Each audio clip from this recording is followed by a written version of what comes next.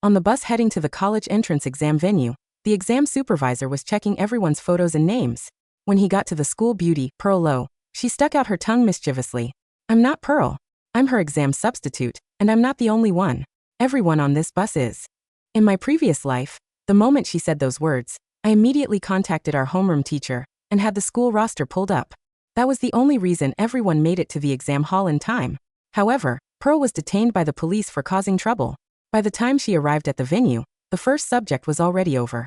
She became the only student from the top-ranked class who failed the exam. At the celebration banquet, my classmates tied me up and dragged me onto the school rooftop. My boyfriend, Landon Dunphy, stood at the front. His eyes were cold and emotionless. "Pearl was just joking. All you had to do was explain yourself. If you hadn't contacted the teacher, she wouldn't have missed the exam. She wouldn't have drunk herself into despair and fallen from the building either. You should experience her pain too." He reached out and pushed me off the edge. I fell from the 30th floor. Every bone in my body shattered. When I opened my eyes again, I was back on the exam bus. Pearl was once again pouting innocently at the exam supervisor. I slowly sat back down. This time, I was not taking the exam. I would let the whole class fail together. The exam supervisor's gaze flicked back and forth between the admission ticket and Pearl Lowe's face, his expression unusually stern. "I'm going to ask you one more time. Is this really you?" Pearl tipped her head to one side and said in a sweet syrupy voice, "Oh, come on, sir. Can't you tell? Whoever edited this photo made me look ugly." A few chuckles rippled through the bus. The exam supervisor's expression darkened instantly, and he reached for his phone to contact the exam committee. Pearl quickly pressed her palms together and stuck out her tongue. "I'm kidding, sir. Don't be serious." The exam supervisor let out a sigh of relief and shot her an annoyed look before handing back her admission ticket. Actually, the very next second, she dragged out her words and smiled smugly. "It's not just me. Everyone on this bus is here to take the exam for someone else." Laughter erupted throughout the bus. My classmates looked at Pearl with indulgent smiles, and not a single person denied it. The exam supervisor frowned as his eyes landed on me. "You've been standing this whole time. Is there something you'd like to say?" A sharp pain shot through my wrist. Landon Dunphy was gripping it so tightly that it felt like he wanted to crush the bones. Only then did I finally realize that I had been reborn. I forced a smile and replied with two simple words, "No, sir." Then, I slowly sat back down. The exam supervisor shook his head and told the driver to pull over before heading toward the inspection team's vehicle behind us. Landon leaned closer. His lips nearly brushed my ear. "Pearl's just trying to help everyone relax before the exam. We all agreed to it, so don't make trouble." After a brief pause, he added, "This time, we'll protect Pearl no matter what." I turned to look at him in shock. The coldness in his eyes was painfully familiar. Everyone on the bus looked at Pearl with the relief of someone who had regained something precious. However, when they looked at me, their eyes were filled with hostility. In my previous life, they had worn those same expressions when they pushed me off the building on that rooftop beneath the night sky. After my death, they even gave false statements to the police, claiming I had gotten drunk and accidentally fallen to my death. I bit my lip and murmured softly, "If we're delayed and miss the college entrance exam, it'll affect us for the rest of our lives." Several boys burst out laughing, unconcerned. "Vivien, you're worrying too much. We've already done the math. We've got plenty of time. We're the city's top honors class. You really think the school won't wait for us? Come on. We could take an extra year and still crush it. We're just doing this for Pearl." Pearl's cheeks flushed pink, and she could not hide the smile tugging at the corners of her lips. You're all so kind to me. You guys are gonna make me cry." Landon leaned even closer and lowered his voice. "Vivien, know your place. We're classmates. We stand together, no matter what." My phone suddenly started ringing in my pocket. It was my homeroom teacher, Ms. Zane. The moment I answered the call, a hand reached over and snatched my phone away. Landon frowned as he looked at me. "I'm not giving you another chance to run to the teacher and complain." Pearl walked over and hooked her arm around his, looking wronged. "Landon, it's okay. I'm used to it anyway. Vivien always thought I was a burden because my grades weren't good enough. It's only natural that she looks down on me." My classmates turned their eyes toward me. Their gazes were filled with anger. I looked up at Pearl and gave her a stern look. "If I really looked down on you, then why did I tutor you after school every single day? Why did I stay in the library with you until closing instead of going home on weekends? Why was I happier than you whenever you moved up even one spot on an exam?" Pearl's eyelashes trembled slightly, and her eyes suddenly turned red. "Pearl, I'm a dance student. I only need my academic scores to be good enough. You forced me to grind through practice problems until midnight. Wasn't it just because you wanted to show off how much better you were than me?" The arm Landon had wrapped around her shoulders tightened. "Vivien, enough. Stop being so aggressive." Claire Horton, who sat in the front row, let out a mocking laugh. When it comes to looks and personality, she loses to Pearl in every way, so of course, the only thing she has left is studying. She's just using grades to patch up her pathetic self-esteem. Diana Sandler stood up as well and wiped away Pearl's tears, glaring at me. Vivien, someone like you probably wouldn't understand what friendship means even if you lived your whole life. I looked at the way they surrounded Pearl like the closest friends in the world. It seemed they had completely forgotten all the times they had complained to me about her behind her back. Landon clapped his hands and raised his voice. All right, I've confiscated Vivien's phone. Let's just help Pearl relax before the exam. Let's not ruin the mood. The exam supervisor got back onto the bus. His expression was darker than ever. This bus is being temporarily detained. We'll wait here until your school representative arrives and provides an explanation. A few students immediately looked nervous. Landon glanced at his watch. It's fine. There's still an hour before the exam starts. It's only a 15-minute drive to the exam site. We'll make it. Everyone relaxed when they heard him. They started whispering excitedly, laughing about how easy it was to fool the exam supervisor. Pearl leaned against Landon's shoulder with her earbuds in. Their fingers intertwined as they quietly laughed together. Half an hour later, a cab screeched to a stop beside the bus. Ms. Zane rushed out, clutching a student roster. Her forehead was covered in sweat. This is the class roster we pulled from the school archives. The photos and enrollment records are all here. You can compare them yourselves. Our top honors class absolutely has no hired exam substitutes. She then turned to the driver. Sir, could we keep driving while we verify everything? There are only 30 minutes left before the exam. Her voice almost became a plea. Please. This determines these students' futures. The exam supervisor checked the time, then nodded at the driver. All right. Start driving first. Before he could even finish speaking, Pearl covered her mouth and giggled. If you ask me, there's really no need to check anything. Ms. Zane handled all our documents for us. What exactly do you think you'll find? Ms. Zane froze for a moment. Then she shouted in disbelief. Pearl, what are you talking about? She pouted, unwilling to back down. But it's true. Weren't you and Vivien the ones who planned this whole hired exam substitute scheme? She pulled out her phone and held it up in front of the exam supervisor. On the screen was a group chat. The name at the top read, College Entrance Exam Hit Squad. Vivien. Everyone, change your names to match the actual students. Send me your photos and I'll edit them all together. Ms. Zane. The seating arrangements are out. Check whether there are any students from our school sitting nearby. Ms. Zane. All exam substitutes must familiarize themselves with the assigned students' answering habits. Adjust the number of wrong answers accordingly. The final message was sent at 11 p.m. last night. Vivien. Don't say anything stupid on the bus tomorrow. Anyone who can't keep their mouth shut better watch themselves. Ms. Zane's mouth fell open. The color drained completely from her face. Everyone stand up. You'll be questioned one by one. The exam supervisor and the inspection team members looked furious. Ms. Zane's eyes turned red as she desperately tried to explain. Officer, this is really a misunderstanding. She suddenly spun around. Her voice was sharp enough to cut. Pearl. And all of you. What exactly are you trying to pull? Pearl shrank back as though she had been frightened, biting her lower lip tightly. Ms. Zane, you did this just to protect your reputation as a distinguished teacher. That's unfair to all the other students taking the exam. Even if we're taking the exam for money, we still can't stand what you did. Her words sounded righteous and full of conviction. However, the smug curve at the corner of her lips was almost impossible to hide. The inspection team's suspicious gazes swept back and forth between us and the other students. Are all of you admitting that you're taking exams for someone else? No one answered. The students looked at each other, avoiding eye contact. They had been brave enough to go along with the lie. But when it came time to actually say it out loud, no one dared to be the first. Then Landon stepped forward. He walked to Pearl's side, gave her an encouraging look, and nodded toward the inspection team. I can testify. This exam substitution scheme was organized by Vivien and Ms. Zane.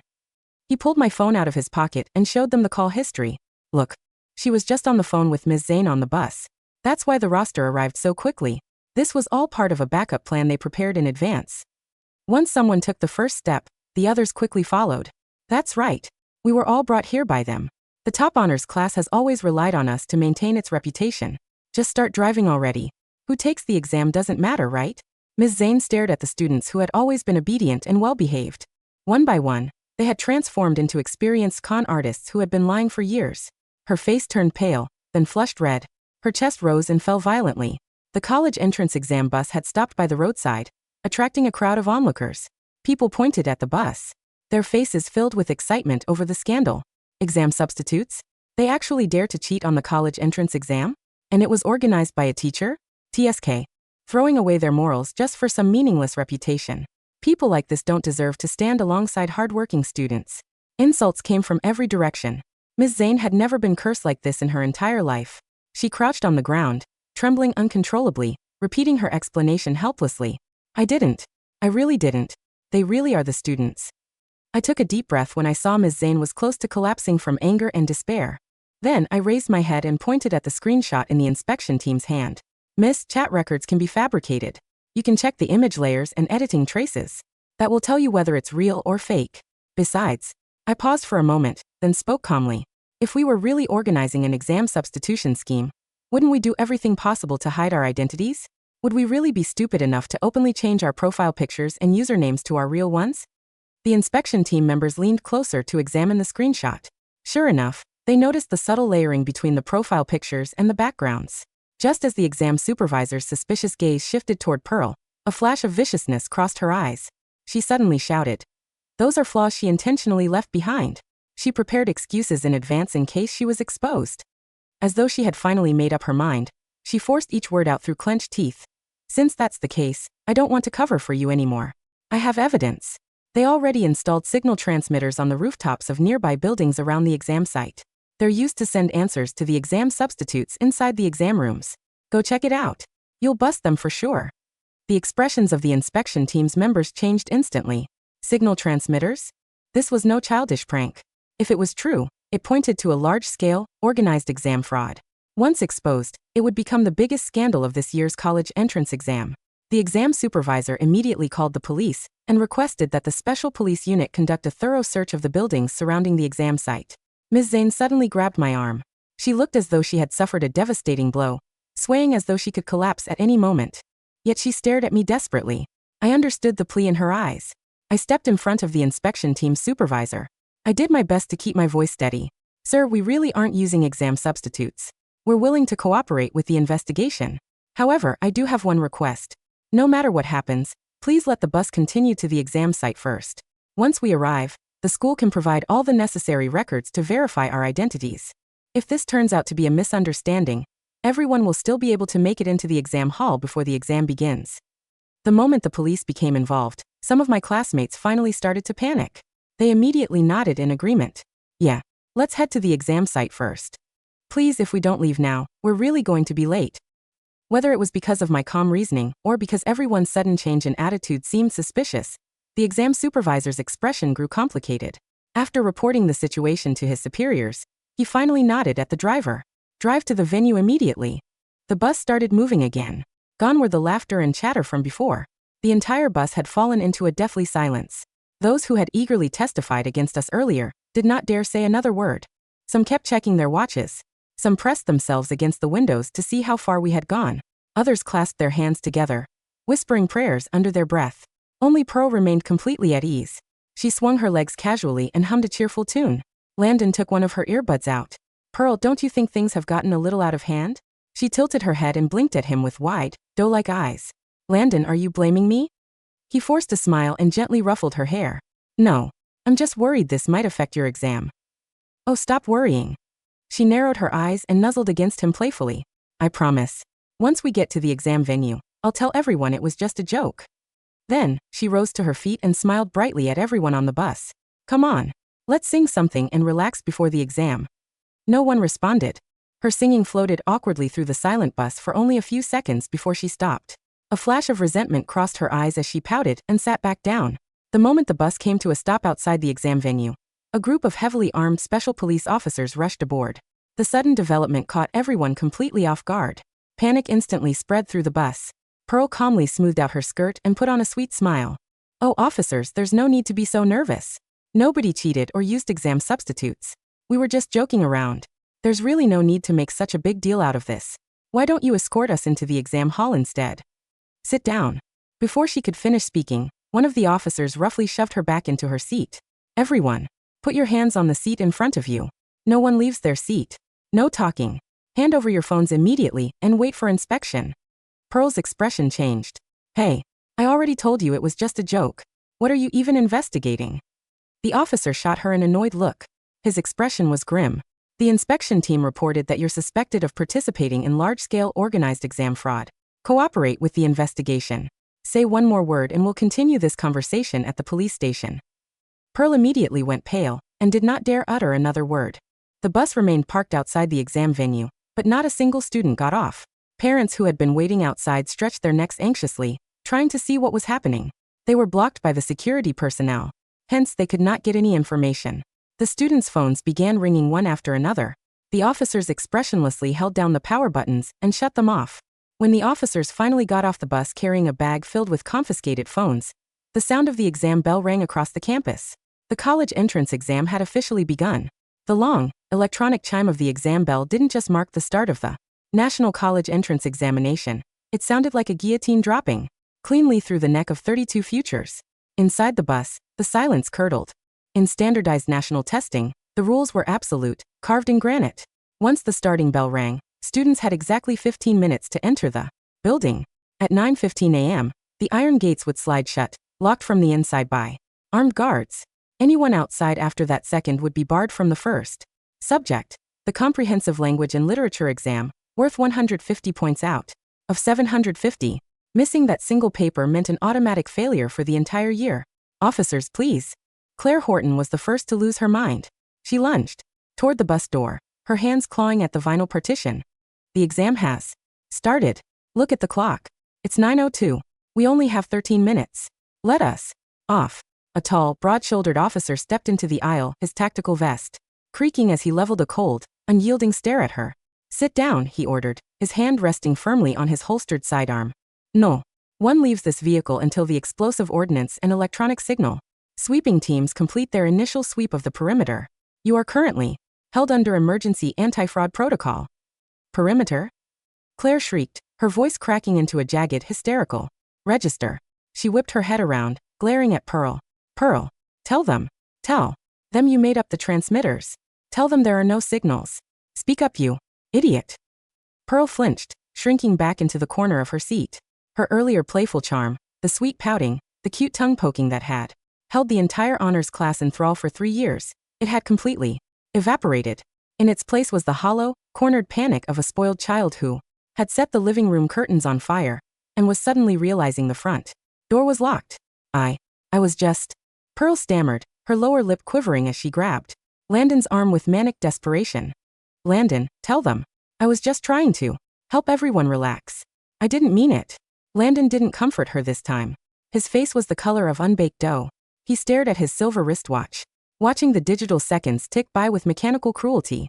9:05, 9:06, 9:07. Officer, Landon said, his voice trembling as he tried to stand. I'm the student council president. My father is Director Dunphy of the Municipal Bureau of Commerce. There is a misunderstanding here.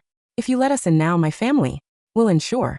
I don't care if your father is the mayor, the officer snapped, stepping forward and shoving Landon back into his seat with one gloved hand. You're interfering with a federal testing security investigation. Sit down and shut your mouth. The words federal testing security investigation fell over the bus like a bucket of liquid nitrogen. Beside me, Diana Sandler began to hyperventilate, pulling at her own hair in clumps. We're going to miss it. We're actually going to miss it. My parents spent $200,000 on my cram school tutors. My mom quit her job to cook for me this year. Vivien. Landon suddenly turned his bloodshot eyes onto me, his face twisting into an expression of raw, ugly fury. Why are you sitting there like a corpse? You're the top student. Call the principal. Tell the superintendent you can vouch for our identities. Do something. I looked at him calmly. In my previous life, on this exact day, I had done everything. I had called MS. Zane pulled the archives, begged the supervisors, and sprinted until the soles of my shoes melted on the asphalt to get them into the hall. And my reward? Being dragged to a rooftop by 30 classmates tied with nylon cords and pushed off the edge of a 30-story building by this very boy, all because his precious Pearl had spent the morning in detention and couldn't bear the shame of failing alone.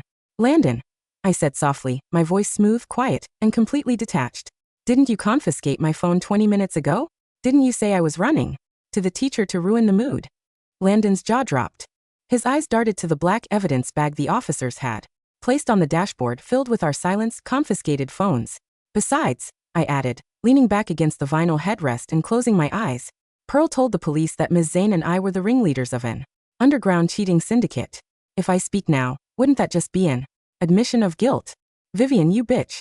Claire screamed, bursting into ugly, snot-streaked sobs. You're doing this on purpose. You want us all to fail with you. I didn't open my eyes.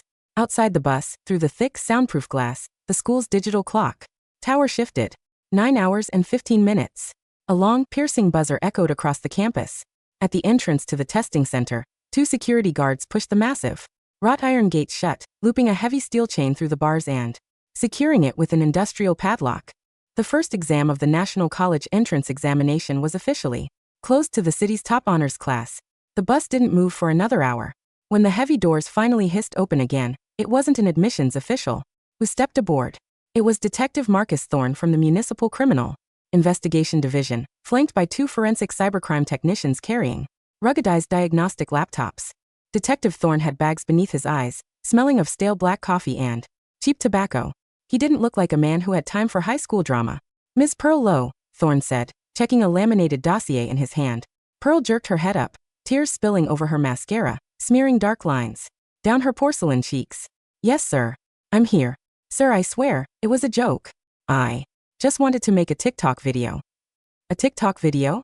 Thorne's voice was dead flat. He stepped down the narrow aisle until he was looming directly over her seat. He didn't yell. He simply dropped a plastic evidence bag onto her lap. Inside was her phone, its screen illuminated with an extraction report generated by the cyber unit. At 10:42 p.m. last night, Thorne read from his tablet. An account registered to your IP address accessed an encrypted web forum titled Underground Exam. Resources. You searched 3 distinct phrases. How to report radio signal. Cheating on Gaokao. Do police investigate anonymous cheating tips immediately? And can a whole bus be disqualified for exam fraud? The bus went so quiet you could hear the sweat dripping from Landon's chin onto his jeans. Furthermore, Thorne continued, tapping the screen. At 11:15 p.m. you downloaded a software application called FakeChat Generator. You use standard portrait photos from the school's public website to generate a series of fraudulent chat logs implicating your homeroom teacher, Ms. Zane, and your classmate, Vivien Scott, in an organized exam substitution ring. Thorne leaned down, his face inches from Pearl's. You didn't make a joke, Miss Lowe. You filed a premeditated, malicious false report involving national testing security, deployed fabricated digital evidence, and caused the deployment of 24 armed tactical officers during a Tier 1 municipal security window. No. Pearl choked, her hands shaking so violently she couldn't pick up the evidence bag. No, Landon told me. Landon said if Vivien didn't take the exam, she wouldn't steal the top provincial score. He said we could all go to the same private university together if the curve was lowered. Every head on the bus snapped toward Landon. Landon's face went from pale to completely translucent. Pearl, what the hell are you talking about? I never said that. You did. Pearl shrieked, completely abandoning her gentle, angelic persona, clawing at Landon's shirt like a feral animal. You told me you hated Vivien. You said she was an arrogant, poor scholarship brat who looked down on us because her mock exam scores were higher. You said if we trapped her on the bus, she'd get disqualified and my mom could buy me into the local arts academy without looking bad. You lying psycho, Landon roared, shoving her away so hard her head bounced against the bus window. You came up with the idea. You wanted to be the center of attention like you always are. Enough. Detective Thorne barked, his voice vibrating through the metal frame of the bus. 2 officers stepped forward, pulling Landon and Pearl out of their seats by their collars. Both of you, off the bus. You're being transported to the Central Precinct for formal questioning under suspicion of criminal obstruction of public justice and falsifying state academic records. As the steel handcuffs clicked around Pearl's slender wrists, she looked back at the classmates who had laughed at her jokes, who had cheered her on, who had sneered at me when I tried to warn them. Not a single person looked her in the eye. Claire was staring at the floor, sobbing uncontrollably. Diana was vomiting into an empty plastic shopping bag. The boys who had boasted about taking an extra year for Pearl were slumped in their seats like wet cardboard, their fists clenched, their faces pale with hatred. Pearl Lowe was led down the steps in handcuffs, her high-heeled sandals dragging on the asphalt. I sat in the back row, my hands resting calmly on my lap, watching her silhouette disappear into the back of a police cruiser. In my last life, they pushed me from 30 stories high. In this life, I didn't have to lift a finger. They had built their own scaffold, tied their own noose, and kicked the stool out with their own feet.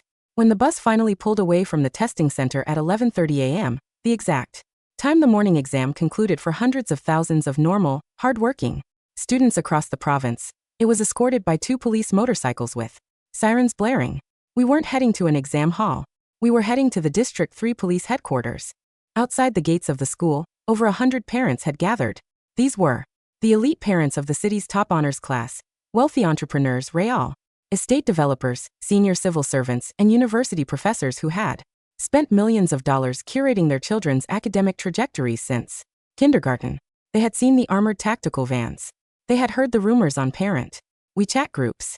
The moment the bus pulled through the crowd, parents threw themselves against the security barricades, waving bottles of herbal tonics, boxes of brain supplements, and custom-tailored good luck banners. Landon, baby, are you okay? Claire, what happened? Did the bus break down? Why are the police escorting you? Landon's father, Director Dunphy, was standing at the front of the crowd, dressed in a sharp Italian suit, surrounded by 2 private assistants. When he saw his son sitting behind the barred windows of the police-escorted vehicle, his face darkened with furious confusion. He marched up to Detective Thorne's squad car as it stopped at the intersection, wrapping his gold signet ring against the driver's window. Officer, I am Richard Dunphy from the Commerce Bureau. What is the meaning of this? Why were these students not permitted into the examination hall? Detective Thorne rolled down the window 2 inches, exhaling a plume of gray smoke. Director Dunphy, Thorne said calmly, pulling a megaphone from the passenger seat and clicking it on. His voice boomed across the entire street, echoing off the high-rise residential buildings. Attention all parents and guardians. The students of Class 12-1 from First High School are currently detained as persons of interest and material witnesses in an organized false reporting and academic sabotage investigation. The primary suspect, Pearl Lowe, and co-conspirator, Landon Dunphy, have been taken into criminal custody. The crowd of parents went dead silent for 2 seconds. Then an explosion of shrieks, gasps, and furious screams tore through the street. What? False reporting? Landon? What did that little bastard do? Director Dunphy's face went from red to an apocalyptic shade of purple. He stumbled back 2 steps, his hand clutching his chest, his expensive leather briefcase falling into the gutter. Through the window of the bus, I saw Landon shrink down until his forehead touched his knees, sobbing so hard his shoulders shook with violent spasms. He had wanted to be a hero for his princess. Now his father, the man whose reputation he had bragged about for 3 years, was watching him get hauled into a criminal precinct like a common thief. The interrogation room was cold, lit by a single, buzzing fluorescent tube that made everything look sickly and gray. I sat on the steel chair, my hands folded on the metal table, while Detective Thorne flipped through my school records. Vivien Scott, Thorne said, looking up from the folder. 3 years of straight A averages. Ranked first in the city across 7 consecutive standardized mock exams. 0 disciplinary infractions. Full scholarship student. From an underprivileged rural district. He paused, setting a paper cup of warm water in front of me. Your homeroom teacher, Ms. Zane, just gave her formal statement outside. He told us that you attempted to persuade the class to continue to the exam site, but the other 31 students actively coordinated to suppress your communication. Yes, sir, I said, my voice steady. Why didn't you shout? Thorne asked, his eyes narrowing slightly with professional curiosity. Why didn't you fight back when Landon Dunphy took your phone? I looked at the water in the cup. The surface was completely still. Because, Detective, I replied, meeting his gaze with absolute clarity, when an entire room of people decides to jump off a cliff together to prove their loyalty to a lie, the only rational thing for a sane person to do is step back and let gravity do its work. Thorne stared at me for 3 long seconds. Slowly, the corner of his mouth twitched into a faint, grim smile. Smart girl, he muttered, closing the file. Your background check is clean. The digital forensic logs show 0 communication between your IP address and the fraudulent forum accounts. In fact, your phone records show you attempted to call Ms. Zane at 8:12 a.m. to report the bus delay before your device was confiscated. He pushed an administrative clearance form across the table and handed me a pen. Sign here, Miss Scott. You're free to go. Thank you, Detective. I signed my name with a steady, unhurried hand, Vivien Scott. As I walked out of the interrogation wing into the main lobby of the precinct, the noise hit me like a physical wave. The 30 students of Class 12-1 were sitting on wooden benches along the corridor, surrounded by their furious, weeping parents. The scene was pure, unadulterated chaos. Claire's mother was screaming at the top of her lungs, repeatedly slapping Claire across the face with a rolled-up cram school syllabus. 1 year, 12,000 hours of study, and you threw it away for Pearl Lowe's TikTok joke? Diana's father was on his knees before an Education Bureau official, begging through tears for an administrative appeal, while the official repeatedly shook his head with cold indifference. And in the center of the lobby stood Richard Dunphy. He wasn't yelling. He was standing over Landon, who was kneeling on the cold linoleum floor in handcuffs, sobbing into his father's polished shoes. "Dad, please." Landon wept, blood leaking from his nose where his father had already struck him once. "I didn't know. Pearl told me it was just a joke. She said we'd still make it." "Shut up," Richard Dunphy whispered, his voice trembling with a venom so pure it silenced everyone within 5 paces. "Do you have any idea what you've done? The Provincial Disciplinary Committee is filing a permanent ethics demerit on your civil record. You won't just miss this year's exam, Landon. You are barred from public service examinations, military commissions, and state-backed corporate employment for the rest of your natural life." Director Dunphy looked down at his only son as if he were a pile of rotten garbage. "You threw away 30 years of our family's political standing to play white knight for a brainless whore. You are no longer my son." He turned on his heel and walked out of the precinct, leaving Landon wailing on the floor like an abandoned dog. As I walked toward the glass exit doors, Landon caught sight of my shadow. He scrambled forward on his knees, his handcuffs rattling against the floor, his swollen, tear-stained face looking up at me with a sickening, desperate plea. "Vivien," he gasped, reaching out with his bound hands to grab the hem of my jeans. "Vivien, please. You're the top student. If you tell the Education Bureau that I was confused, if you say we were studying together, they'll listen to you. You loved me, Vivien. We were supposed to go to the Capitol together." I stopped. I looked down at his fingers clutching my denim hem. I remembered the cold wind on the rooftop in my past life. I remembered the sensation of his hands on my back, pushing me into the black abyss. I remembered the sound of my bones shattering on the concrete while he laughed with Pearl under the city lights. I didn't scream. I didn't spit.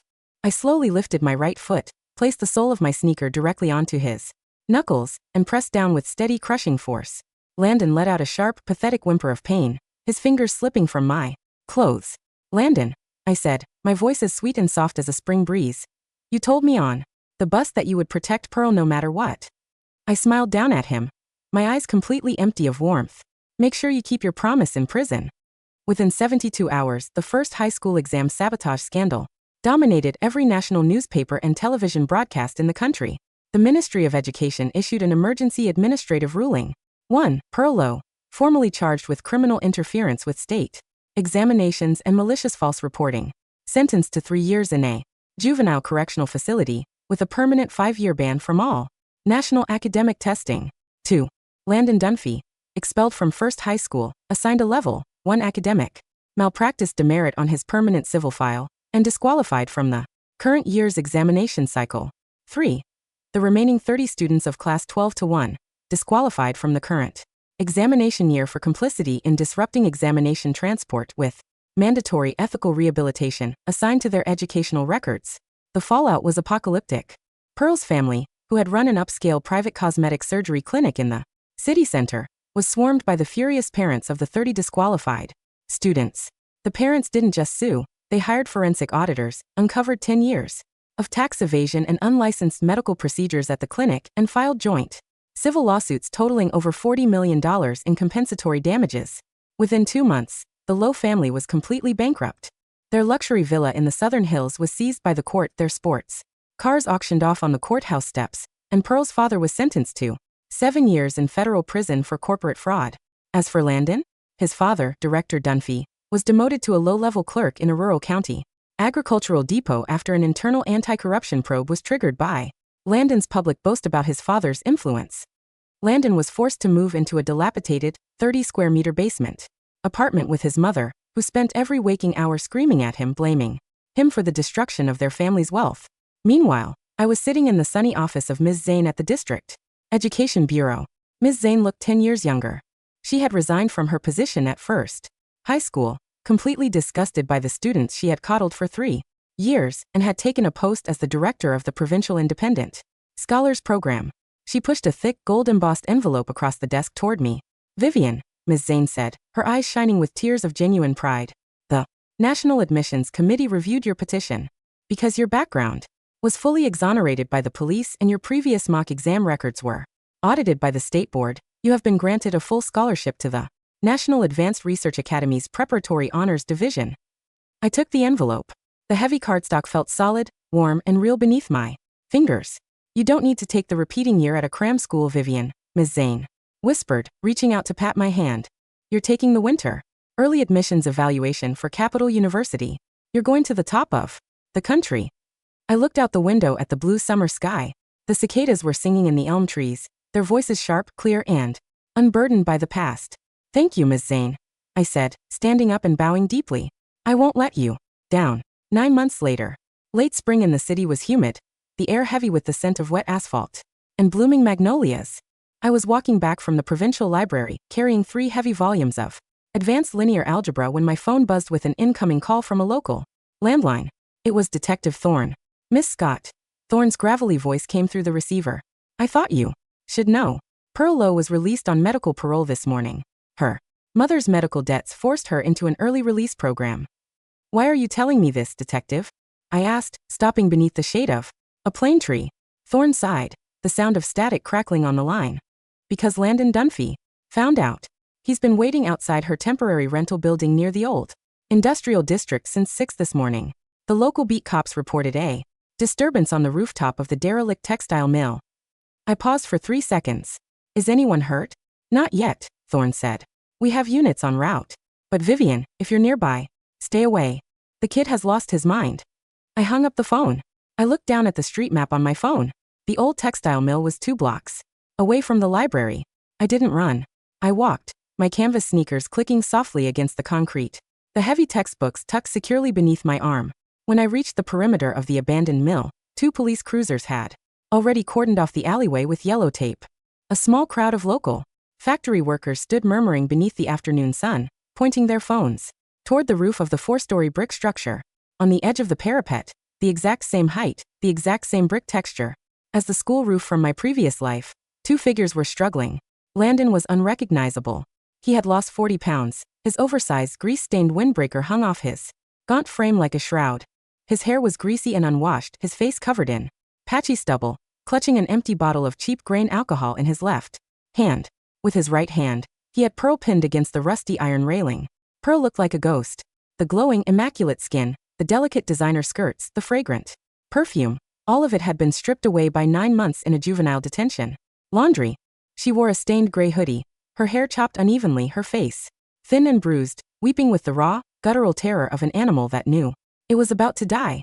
Landon, please, Pearl wailed, her heels dangling over the 60-foot drop into the gravel alley below. I'm sorry. I'll pay you back. I'll work at the market. I'll give you all my money. Don't push me. Pay me back. Landon screamed, his voice cracking into a terrifying, high-pitched shriek of pure madness. With what? My father died of a stroke 3 months ago in that village. My mother washes dishes at a truck stop. You told me you loved me. You told me you would take care of me. He raised the glass bottle, smashing it against the brick chimney behind him, pressing the jagged glass neck against Pearl's throat. You ruined my life for a joke. Landon roared, tears and snot streaming down his hollow cheeks. You made me push Vivien away. Vivien was the only one who ever cared if I ate lunch. Vivien was the only one who spent 6 hours tutoring me so I wouldn't fail calculus. And you made me throw her away. In the crowd below, Landon's bloodshot eyes suddenly swept across the street. He stopped. His gaze locked directly onto me, standing quietly behind the police barricade, holding my textbooks against my chest. The afternoon sun hit my face, illuminating the clean, sharp lines of my features, the calm serenity in my dark eyes, the bright future that radiated from every single inch of my posture. Landon froze. His lower lip began to quiver violently. A sound tore from his throat, a wet, choked sob of absolute, irreversible comprehension. Vivien. He whispered, his voice carrying faintly over the breeze. Vivien. Look at me. I'm punishing her for you. I'm making her pay. I stood on the pavement. I didn't shout. I didn't wave. I didn't reach out my hand. I simply lifted my wrist, checked my watch, adjusted the strap of my canvas bag, and turned my back on the building. Vivien. No. Look at me. Landon screamed behind me, his voice breaking into pieces. Don't leave me. Vivien. Bang. Behind me, the sound of tactical officers breaching the roof door echoed through the alley, followed by the heavy, metallic thud of bodies hitting the gravel, the clatter of dropped glass, and the frantic barking of police commands. I didn't turn around. Not once. 3 months later, the high-speed rail train pulled smoothly into the central station of the capital. The summer morning was vast, brilliant, and cloudless, the sky an unbroken dome. of sapphire blue. I walked out of the terminal carrying a single dark blue suitcase, wearing a simple white linen shirt and denim trousers. Outside the main square, a fleet of shuttle buses was lined up beneath towering red banners that fluttered in the warm northern wind. Welcome to Capital University, class of 2030. Thousands of the brightest young minds in the country, students who had studied through 10,000 nights with honor, integrity, and unyielding discipline, were laughing, greeting their new professors and carrying their luggage toward the campus gates. A student volunteer with a megaphone and a bright red sash spotted me, running over with a wide, welcoming smile. "Hi there. Are you an incoming freshman for the School of Mathematics and Computing?" "Yes," I smiled, pulling my acceptance letter from my bag. The volunteer looked at the name on the gold embossed card, and his eyes instantly went wide with awe. Vivien Scott, the provincial top scorer from the Winter Independent Examinations. He immediately turned and shouted toward the shuttle desk. "Hey, clear the front seat. The provincial champion is here." A dozen students turned their heads, their eyes bright with genuine admiration and respect, rushing over to help me with my bags, welcoming me into the community I had earned with every drop of my own sweat and soul. I stepped onto the bus. The air inside was cool, clean, and filled with the bright, ambitious chatter of people who looked forward into a boundless horizon. I found a window seat, sat down, and looked out at the towering glass and stone gates of the university, rising into the morning sun. The ghosts of the past were dead, buried beneath 30 stories of broken concrete and shattered lies. And before me lay the open road, vast, bright, and completely beautifully mine.